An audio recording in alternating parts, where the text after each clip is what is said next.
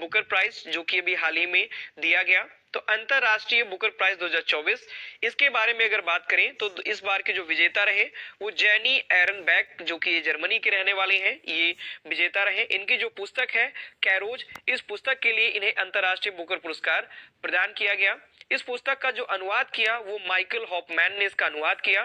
साथ ही साथ अगर बात करें 2023 के विजेता के बारे में तो जॉर्जी गॉस्पो जो कि बुल्गारिया के थे, इनको 2023 का विजेता चुना गया और इनका जो उपन्यास था वो था टाइम शेल्टर। ये भी इंपॉर्टेंट है क्योंकि कई बार पीछे का भी पूछ लिया जाता है। पुरस्कार जो राशि थी वो 50,000 यूरो रखी गई। साथ ही साथ जो स्थापना थी इस अंतरराष्ट्रीय बुकर पुरस्कार की, इसकी स्थापना 2005 में की गई थी। तो इसी प्रकार से सारे के सारे क्वेश्चंस होने वाले हैं। आपको फुल डिटेल के साथ में सारे जो क्वेश्चंस होंगे, जो भी पुरस्कार या सम्मान होंगे, उनको फुल डिटेल के साथ में आपको बताया जाएगा। तो सारे इंपॉर्टेंट जो पॉइंट रहेंगे आप वो नोट डाउन करते चलिए। आप एक पेन और कॉपी साथ में रखिए। जो भी आपको इंपॉर्टेंट लगता है, खासकर अगर मान लीजिए जो आपको याद होने वाला हो वो आप याद कर सकते हैं, और जो कठिन लगता है, जो याद ना होने वाला हो, उसको आप नोट डाउन भी करते चल सकते हैं। तो हमने बात की अंतरराष्ट्रीय बुकर पुरस्कार की। आगे बढ़ते हैं अगले पुरस्कार की। अगर हम बात करें तो अगला पुरस्कार है Nelson Mandela lifetime achievement award, जो कि विनोद गांत्रा को दिया गया। तो बात करें अगले अवार्ड की तो Nelson Mandela lifetime achievement पुरस्कार 2024, इस पुरस्कार से जो सम्मानित किया गया वो विनोद गड़त्र को इस पुरस्कार से सम्मानित किया गया। ये प्रसिद्ध बाल फिल्म निर्माता है।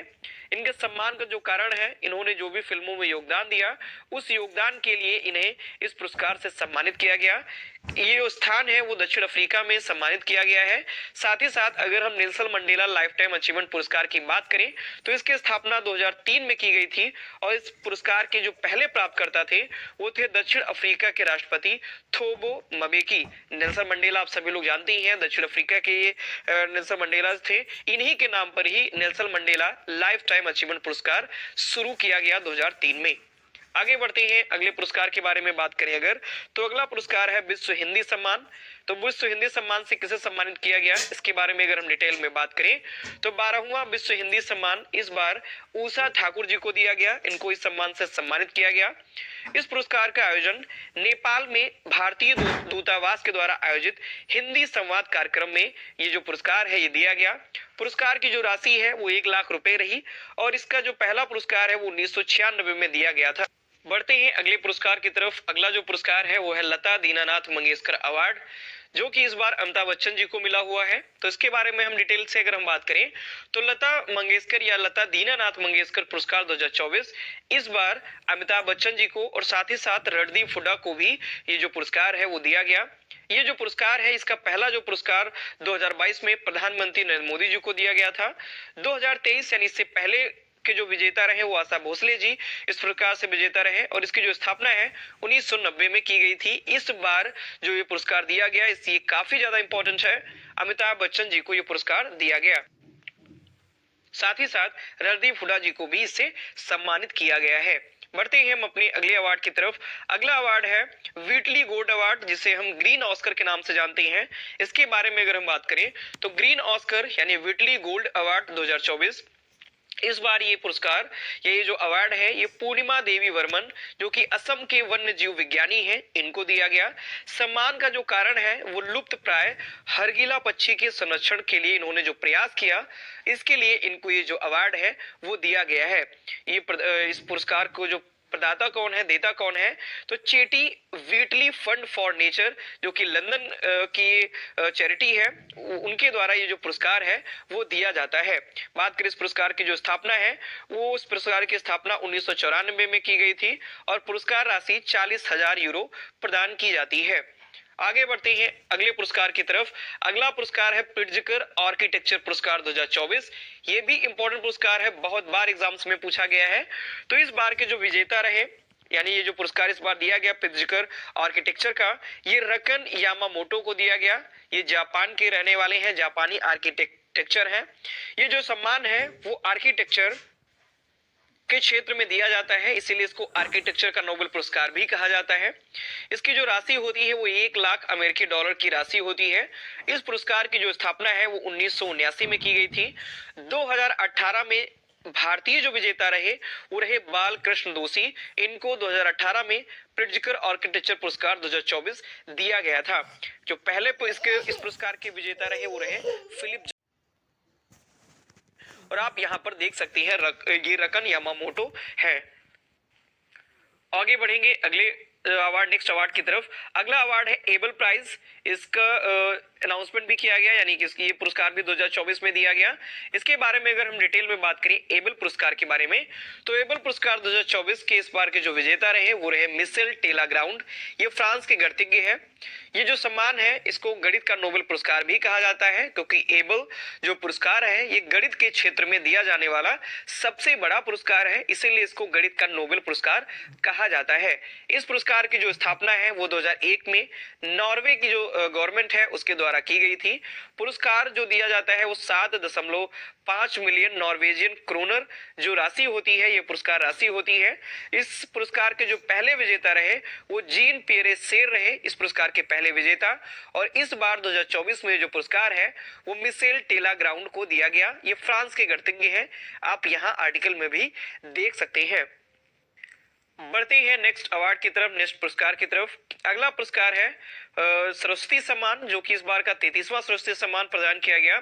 इसके बारे में बात करें तो 33वां सरस्वती सम्मान 2023 इस बार इस सम्मान से या इस पुरस्कार से सम्मानित किया गया प्रभा वर्मा को।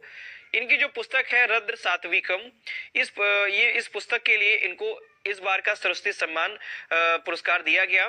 2022 के जो विजेता रहे वो शिवशंकरी रहे, सूर्यवंशम के लिए इनको दिया गया था 2022 का। और 2023 का इस बार प्रभा वर्मा को दिया गया। पुस्तक है इनकी रुद्र सात्विकम। पुरस्कार जो राशि है वो प्रदान की जाती है 15 लाख रुपए।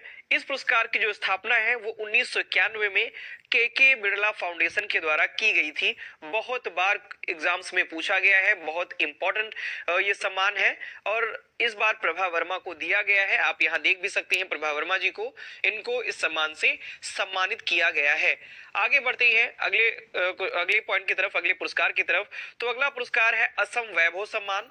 तो असम वैभव सम्मान 2024 के जो विजेता रहे इस बार वो रंजन गोगोई रहे। और रंजन गोगोई आप सभी लोग जानते हैं पूर्व मुख्य न्यायाधीश रह चुके हैं भारत के, और इनको इस बार का असम वैभव जो सम्मान है वो दिया गया है। असम वैभव सम्मान दिए जाने का जो कारण है, इनको कानून और न्याय में योगदान के लिए इस बार असम वैभव सम्मान से सम्मानित किया गया। 2023 के जो विजेता रहे वो डॉक्टर तपन सैकिया, ये 2023 के विजेता रहे। इस सम्मान की जो स्थापना है वो 2021 में की गई थी और वर्तमान में जो ये सम्मान दिया गया वो रंजन गोगोई को दिया गया है। पूर्व मुख्य न्यायाधीश भी रह चुके हैं। अगले मोस्ट इंपॉर्टेंट सम्मान की बात करते हैं, भारत रत्न पुरस्कार की बात करते हैं, जो इस बार 5 व्यक्तियों को, 5 महान विभूतियों को दिया गया। इस बार का भारत रत्न बहुत एग्जाम्स में पिछली बार पूछा भी गया है, जो एग्जाम्स हुए, और आगे भी यहां से क्वेश्चन आपको देखने को मिलेगा। तो 5 ऐसे कौन कौन सी महाभूतियां हैं जिनको भारत रत्न से इस बार सम्मानित किया गया? तो चौधरी चरण सिंह जी, नरसिम्हा राव जी, डॉक्टर MS स्वामीनाथन जी, लाल कृष्ण आडवाणी जी और कर्पूरी ठाकुर जी। इन 5 महान विभूतियों को इस बार का भारत रत्न जो सम्मान है वो दिया गया है। तो बात करें अगर डिटेल में भारत रत्न सम्मान की, तो इस बार के जो विजेता रहे वो 5 जन रहे, जिसमें से चौधरी चरण सिंह पूर्व प्रधानमंत्री, PV नरसिम्हा राव ये भी पूर्व प्रधानमंत्री रह चुके, MS स्वामीनाथन वैज्ञानिक और भारत में हरित क्रांति के जनक रहे, कर्पूरी ठाकुर जो कि बिहार के पूर्व मुख्यमंत्री रहे, और लाल कृष्ण आडवाणी BJP के वरिष्ठ नेता रहे। इन 5 व्यक्तियों को इस बार का भारत रत्न पुरस्कार दिया गया है। मोस्ट इंपॉर्टेंट है, मोस्ट में मोस्ट और लगाइए, बहुत ही मोस्ट इंपॉर्टेंट ये जो सम्मान है ये दिया गया इस बार का, तो इसको भी आप ध्यान रखिए। और बढ़ते हैं हम अपने अगले पुरस्कार की तरफ। तो अगला जो पुरस्कार है द बुकर प्राइज 2024, इस बार का जो बुकर प्राइज है वो किसे दिया गया, ध्यान रखिए, कंफ्यूजन हो जाती है अंतरराष्ट्रीय बुकर पुरस्कार में और सिर्फ बुकर पुरस्कार में। तो अंतरराष्ट्रीय बुकर पुरस्कार वो दूसरा है, जब अंतरराष्ट्रीय लग जाए तो वो दूसरा पुरस्कार है, और सिर्फ जो बुकर पुरस्कार अगर लग जाए तो वो दूसरा है। तो इस बार का जो बुकर पुरस्कार 2024 है ये सामंथा हार्वे को दिया गया। इनकी जो पुस्तक है ऑर्बिटल, इस पुस्तक के लिए सामंथा हार्वे को बुकर पुरस्कार 2024 से सम्मानित किया गया। 2023 के जो विजेता रहे वो बेनार्डाइन एवारिस्तो है, जो कि गर्ल वुमेन अदर, ये इनकी बुक रही। इस पुस्तक के लिए इनको 2023 का दिया गया था। पुरस्कार राशि होती है 50,000 यूरो और इस पुरस्कार की जो स्थापना है वो 1969 में की गई थी। और इस बार के जो विजेता हैं वो सामंथा हार्वे हैं। इनकी जो पुस्तक आर्बिटल एग्जाम्स में बहुत बार पूछी गई है, आगे भी पूछी जाएगी। आगे बढ़ते हैं अगले पॉइंट की तरफ। तो इस बार हम बात कर अगला जो मोस्ट इंपॉर्टेंट है, 58वां ज्ञानपीठ पुरस्कार 2024 दो व्यक्तियों को दिया गया। एक तो गुलजार को, दूसरा जगत गुरु रामभद्राचार्य को। इन दो लोगों को इस बार का ज्ञानपीठ पुरस्कार दिया गया। बात करें अगर डिटेल में आगे, तो विजेता रहे ज्ञानपीठ पुरस्कार के गुलजार, जो कि प्रसिद्ध उर्दू कवि हैं। साथ ही साथ जगत गुरु रामभद्राचार्य, जो कि संस्कृत के विद्वान हैं। इनको इस बार का ज्ञानपीठ पुरस्कार दिया गया है। 2023 के जो विजेता रहे वो दामोदर मोजे रहे, जो कोकड़ी साहित्य के लिए इनको दिया गया। पुरस्कार जो राशि दी जाती है वो 11 लाख रुपए इस ज्ञानपीठ पुरस्कार में पुरस्कार राशि दी जाती है। इस पुरस्कार की जो स्थापना है वो 1961 में की गई थी। आगे अगर और हम बात करें गुलजार के बारे में, तो इनको 2002 में साहित्य अकादमी पुरस्कार दिया गया। 2013 में दादा साहब फाल्के पुरस्कार से सम्मानित किया गया। 2004 में इन्हें पद्म भूषण से सम्मानित किया गया और ये 5 राष्ट्रीय फिल्म पुरस्कार भी प्राप्त कर चुकी है। जगत गुरु रामभद्राचार्य के बारे में बात करें तो चित्रकूट में तुलसी पीठ के संस्थापक हैं, 100 से अधिक पुस्तकों के लेखक हैं और 2015 में पद्म विभूषण पुरस्कार से इनको सम्मानित किया जा चुका है। तो ये और पॉइंट है, आप इनको भी ध्यान रखिए। अगली हम बात करते हैं इस बार के 71वें मिस वर्ल्ड के बारे में। तो इस बार का जो 71वां मिस वर्ल्ड का जो सम्मान है, जो अवार्ड है, वो क्रिस्टिना कोवा को दिया गया। ये चेक गणराज्य की है। प्रतियोगिता का जो स्थान यानी प्रतियोगिता जहां पर आयोजित की गई, कोटा अजेजॉन में। पहली जो इसकी विजेता रही मिस वर्ल्ड की वो कीकी हॉकनसन रही, जो कि स्वीडन की रहने वाली थी और 1951 में इनको पहली बार ये विजेता बनी थी मिस वर्ल्ड की। और इस बार की जो मिस वर्ल्ड विजेता रही वो क्रिस्टीना कोवा विजेता रही। मोस्ट इंपॉर्टेंट है, जरूर पूछा जाएगा एग्जाम्स में। आगे बढ़ती है ऑस्कर्स अवार्ड के बारे में बात करते हैं। इस बार का जो ऑस्कर अवार्ड दिया गया उसके बारे में, तो डिटेल में अगर हम जाने तो ऑस्कर अवार्ड 2024 के बारे में, तो ऑस्कर अवार्ड की जो स्थापना है वो 1929 में की गई थी। 2024 के जो विजेता रहे वो किलियन मर्फी रहे, 2024 के विजेता। पहला जो विजेता रहा ऑस्कर अवार्ड का, जो कि 1929 में स्थापित किया गया था, तब जब दिया गया था ऑस्कर अवार्ड, तब एमिल जेनिंग्स इसके पहले ऑस्कर अवार्ड के विजेता रहे। 1929 में इन्हें दिया गया था। इस बार की जो सर्वश्रेष्ठ अभिनेत्री रही वो एम्मा स्टोन रही, ऑस्कर अवार्ड दिया गया इनको। और सर्वश्रेष्ठ निर्देशक रहे क्रिस्टोफर नोलन और सर्वश्रेष्ठ एनिमेटेड फीचर फिल्म रही the boy and the Heron. तो ये अवार्ड 2024 ऑस्कर अवार्ड 2024 के इंपॉर्टेंट पॉइंट रहे। आगे बढ़ते हैं अगले अवार्ड के बारे में बात करते हैं। तो फिल्म फेयर अवार्ड के बारे में अगर हम जाने, तो इस बार का जो 69वां फिल्म फेयर पुरस्कार है ये किसे दिया गया, तो इसमें सर्वश्रेष्ठ अभिनेता चुना गया रणबीर कपूर को। सर्वश्रेष्ठ अभिनेत्री चुनी गई आलिया भट्ट। सर्वश्रेष्ठ निर्देशक चुने गए विधु विनोद चोपड़ा और सर्वश्रेष्ठ जो फिल्म चुनी गई वो 12th फेल सर्वश्रेष्ठ फिल्म चुनी गई फिल्म फेयर पुरस्कार 2024 में। ये इस पुरस्कार का जो आयोजन है वो गांधीनगर गुजरात में इसका आयोजन किया गया।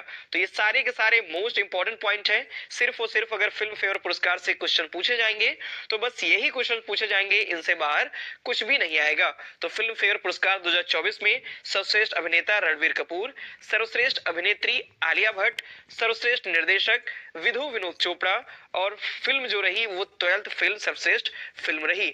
आगे बढ़ते हैं Dada Saheb Phalke international film festival award 2024 के बारे में अगर हम बात करें, तो इसके बारे में बात करें तो इस Dada Saheb Phalke international film festival award 2024 इसमें सर्वश्रेष्ठ अभिनेता शाहरुख खान को चुना गया इनकी फिल्म जवान के लिए।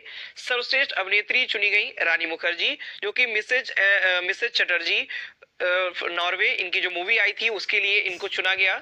सर्वश्रेष्ठ निर्देशक रहे संदीप रेड्डी वांगा और सर्वश्रेष्ठ जो फिल्म रही Dada Saheb Phalke international film festival में वो जवान सर्वश्रेष्ठ फिल्म रही।